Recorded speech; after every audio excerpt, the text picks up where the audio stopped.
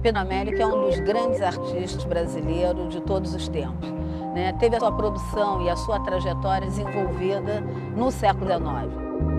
Bom, eu diria Pedro Américo como um grande pintor histórico, ou seja, de cenas históricas, né? O que fica para nós é exatamente esse registro da história. O sujeito que entendia a composição, a distribuição das figuras, fantástico, né? Ele é um sujeito extraordinário. Ele era um especialista em composição. Não se pode enquadrá-lo, a não ser que seja a força, numa determinada tendência. A pintura dele era uma pintura de virtuoso.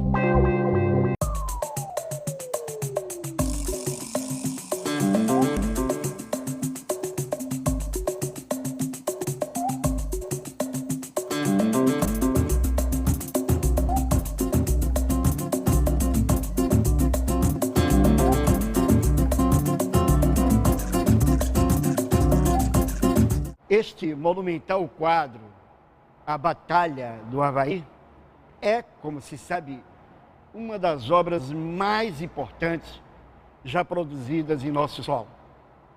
Seu autor foi um pintor super reconhecido, mas mais do que isso, ele estudou ciências sociais na Universidade de Sorbonne, em Paris, ciências naturais na Universidade Livre de Bruxelas. Foi professor, ensaísta, poeta, político, enfim, um dos maiores intelectuais brasileiros do seu tempo. Os 170 anos de nascimento de Pedro Américo é o tema de hoje do programa De Lá Pra Cá. Pedro Américo de Figueiredo e Melo nasceu no dia 29 de abril de 1843, no município de Areia, na Paraíba. Era filho de Daniel Eduardo de Figueiredo, com quem aprendeu música, e de Feliciana Cirne. Sua família era ligada às artes e, desde cedo, ele desenvolveu um talento precoce no desenho.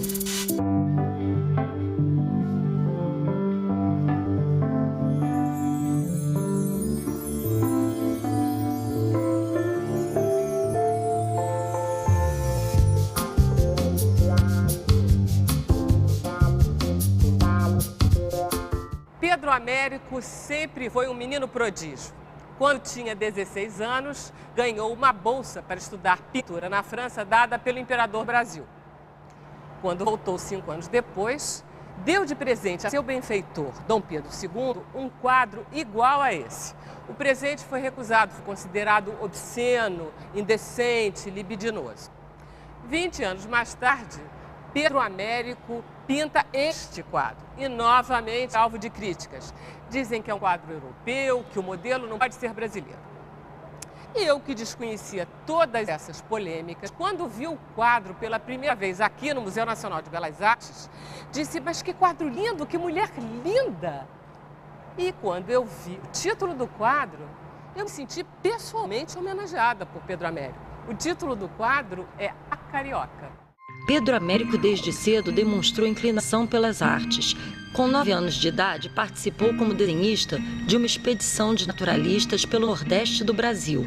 E em 1856, com 13 anos, foi estudar na Academia Imperial de Belas Artes, onde conquistou 15 medalhas em desenho, geometria e modelo vivo, e acabou recebendo o apelido de Papa Medalhas.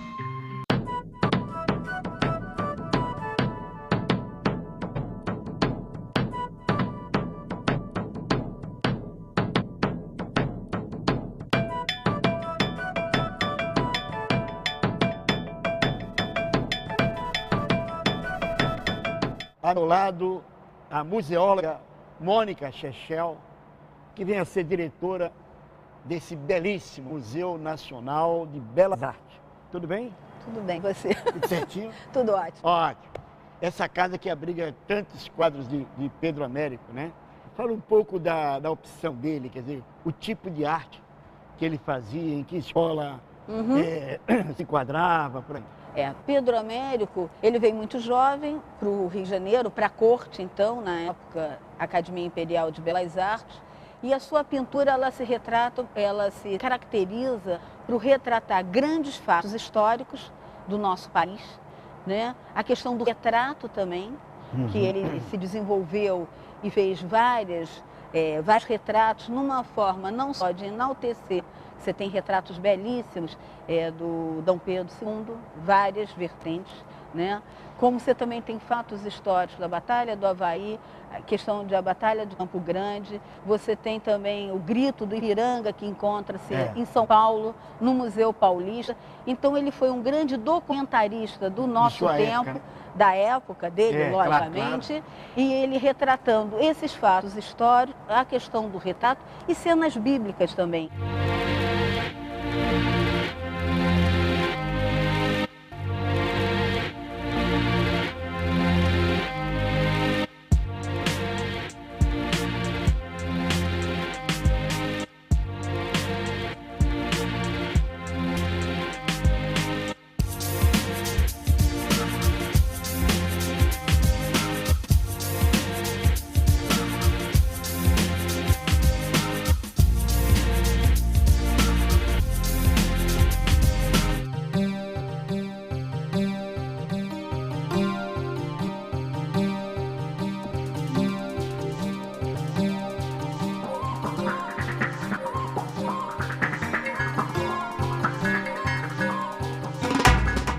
Maurício Ferreira, diretor do Museu Imperial. Maurício, o quadro mais importante do Pedro Américo que vocês têm aqui é a Batalha de Campo Grande ou a Fala do Trono? Depende da ótica que você escolha. Eu diria que existe aquele epíteto do imperador, o imperador magnânimo, não é? E se existe uma imagem capaz de traduzir, né, esse valor, é exatamente a Fala do Trono. É Dom Pedro II, na abertura da Assembleia, aquela cerimônia que ocorria sempre no dia 3 de maio, uma cerimônia conjunta, ou seja, as duas casas se reuniam, a Câmara, Senado, no Salão Nobre do Senado, e o imperador fazia o discurso. Esse discurso recebia o nome de A Fala do Trono, e ali era o único momento do ano que Dom Pedro II vestia os trajes majestáticos, ou seja, traje, coroa, cetro, todas as insígnias imperiais, né, estavam ali presentes para configurar, para representar a magnanimidade do imperador.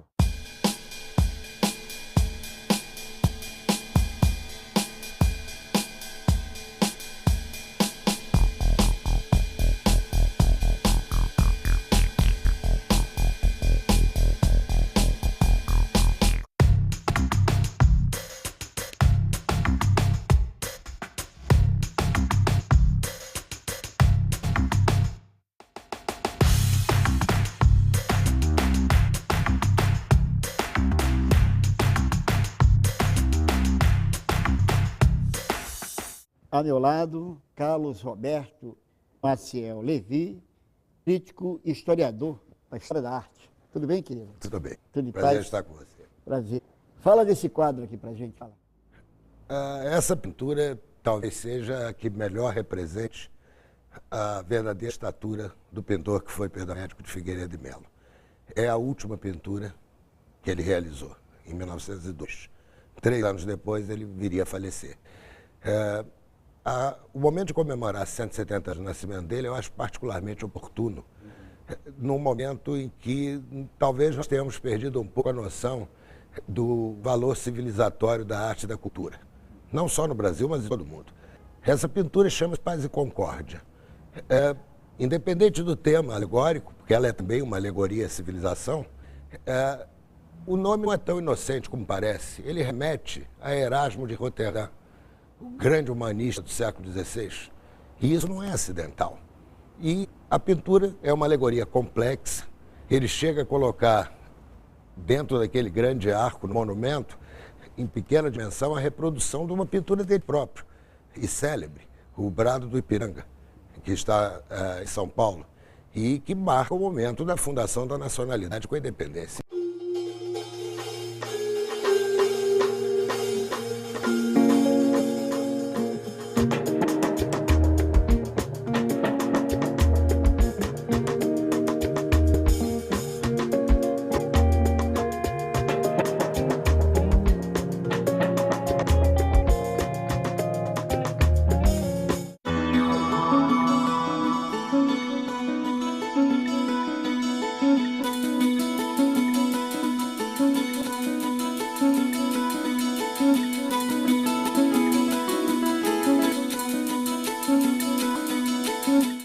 Pedro Chechel é curador de pintura brasileira do Museu Nacional de Belas Artes.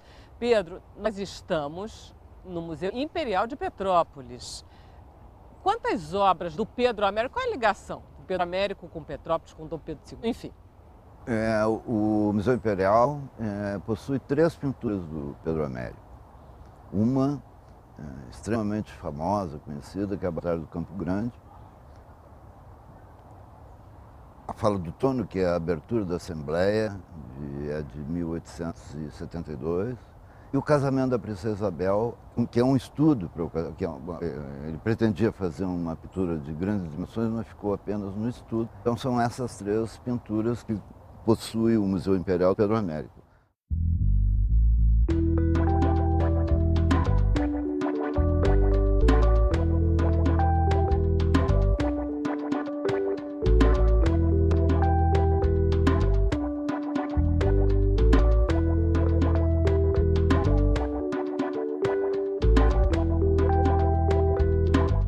Ele, juntamente com o Vitor Meirelles, são os grandes expoentes da nossa arte brasileira dos 800 e foram os artistas prediletos do imperador Pedro II. O Brasil monárquico foi ainda mal compreendido em relação a essa questão da cultura e da arte.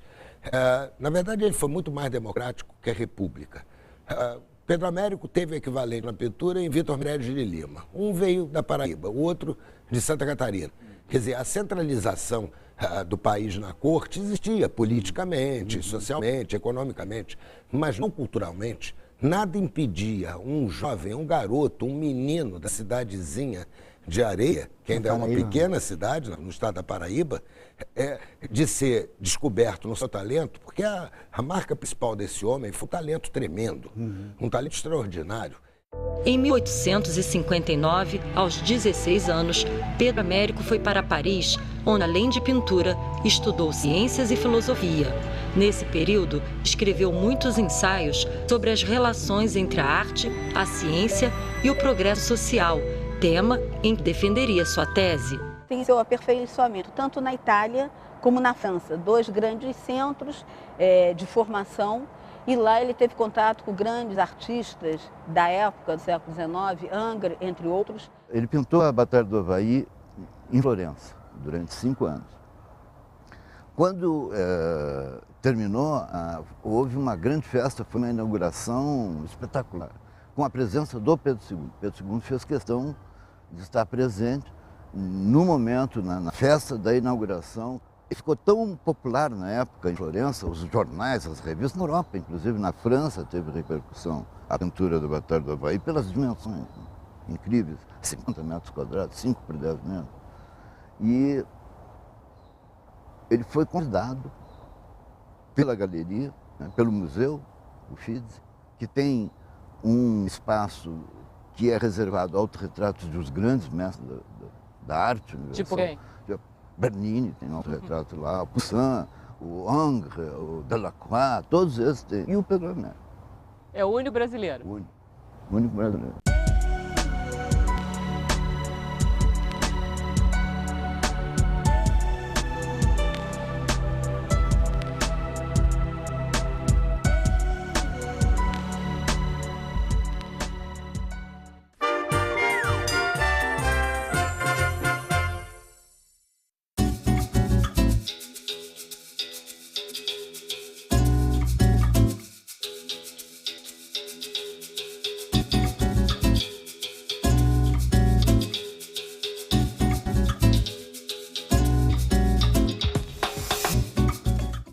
Entramos na nossa escola, bom dia, saudamos os professores, bom dia. O que é isso? Isso era o hino que a minha turma no primário cantava ao entrar na sala, né? Eu estudei no grupo escolar Manuel Luiz, lá em Aracaju, fazendo primário. Mas eu quero dizer outra coisa, velho, que ali no primário eu tomei contato com esse quadro do Grito do Ipiranga, né? Que eu tenho a impressão que deve ser uma das imagens mais difundidas do Brasil e do mundo, porque tinha nas escolas, tinha nos cadernos. Enfim, é uma imagem muito fundida. A gente aprendia com ela, né? É. Só que parece que o caso não foi bem assim, quer dizer, não se passou assim o Grito do Ipiranga. Exatamente, né? Que não tinha cavalo, que eram mulas, que subiam a serra, que Dom Pedro não estava com aquela roupa toda de grande oficial, que ele não tirou espada coisa nenhuma, que não jogou não chapéu. tinha povo, né? Que não tinha... Exatamente. Mas enfim, nós estamos falando de um quadro extremamente grandioso, cujo autor foi um dos maiores e melhores intelectuais do seu tempo, né?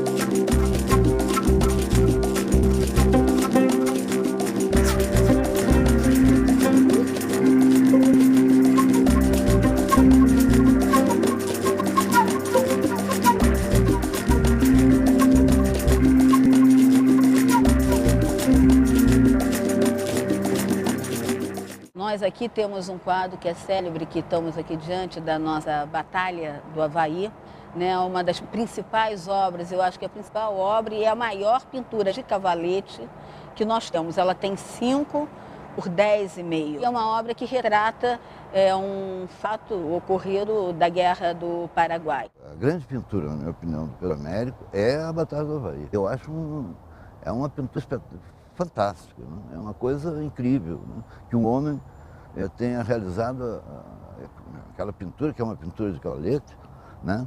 E eu acho que o forte do Pedro Américo são essas cenas históricas, na minha opinião. Essa produção de imagens de cenas históricas, ela tem uma lógica que é exatamente a construção de uma imagem de um evento. Isso nós temos, sim, na Batalha de Campo Grande.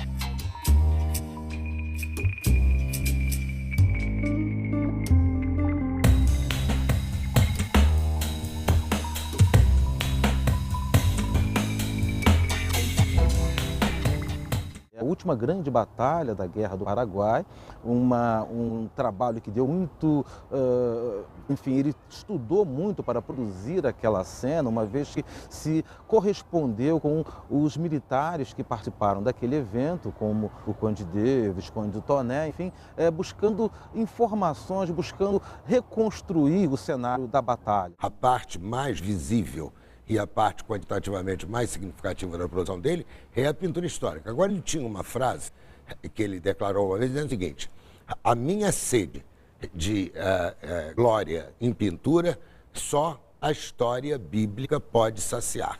Ele não discutia a questão da fé ou da representação mística. Ele considerava aquilo uma narrativa. A Bíblia, para ele, era uma fonte de narrativa histórica.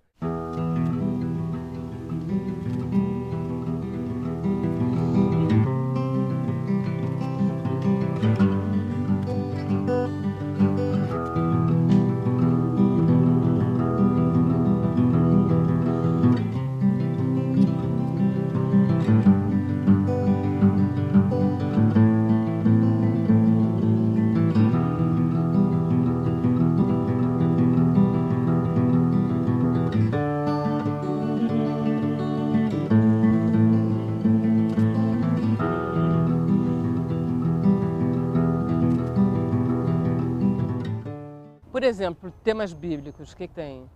Moisés de Joquebede, que é a famosa cena que ele é encontrado, a mãe dele vai colocar ele no Nilo, etc. E posteriormente ele é encontrado pela filha do faraó, etc. Judite Holofernes, aquela famosa cena do Velho Testamento, que a Judite corta a cabeça do Holofernes, que é um militar, um general filisteu, etc. Davi e a jovem Abisag.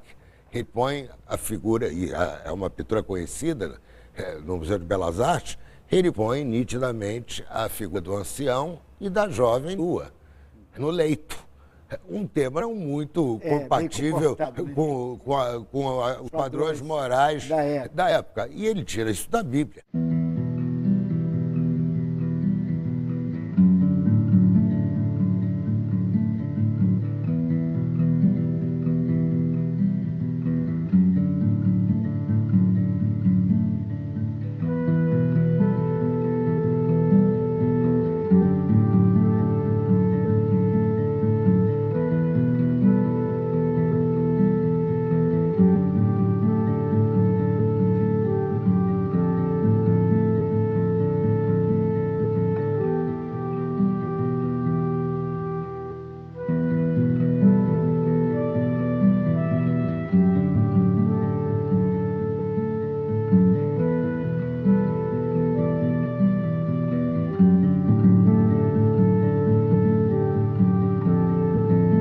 Essa questão da pintura e toda a obra do Pedro Américo impressiona muito e cativou todas as gerações. Mas, de certa maneira, ocultou um pouco essa dimensão humanista, muito maior do que a própria pintura, que era marcante na característica deste homem. Ele não foi só um grande pintor. Não foi só um grande pintor. Vamos falar sobre então esse outro. Vamos.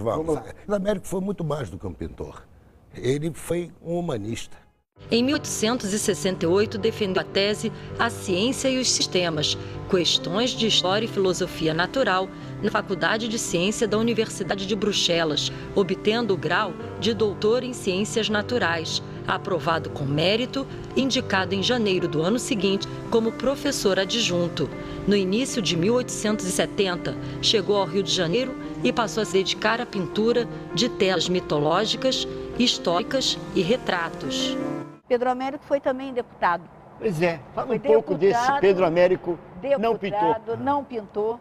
Foi também, escreveu vários livros, foi escritor. Ele não tinha só essa questão da pintura dentro da sua formação. Era um homem eclético, né, visionário para o seu tempo. Perfeito. Mas intelectualmente, Pedro Américo era um grande nome. Em 1890, foi eleito deputado pela Paraíba junto ao Congresso Constituinte e, durante seu mandato, defendeu a criação de museus, galerias e universidades pelo país. Pedro Américo foi um gigante numa sociedade de anões. Ele, na sua estatura, pouco foi compreendido no Brasil, em sua terra, porque ele conquistou, no mesmo nível dos grandes mestres europeus, um nível de conhecimento científico, humanístico, filosófico, literário, em escala quase interminável. Isso, de certa maneira, provocou um contraponto desagradável. Quando ele vinha ao Brasil, ele era hostilizado pela imprensa, era recriminado como pedante, vaidoso, orgulhoso. Ora, mas ele tinha perfeita consciência que era um homem de estatura intelectual e humanística superior ao meio ambiente. Não por vaidade, porque ele queria que o Brasil, o Rio de Janeiro, a sua cidade natal, Areia, onde ele fez questão de ser enterrado, deixando por disposição testamentária, se igualassem à Europa.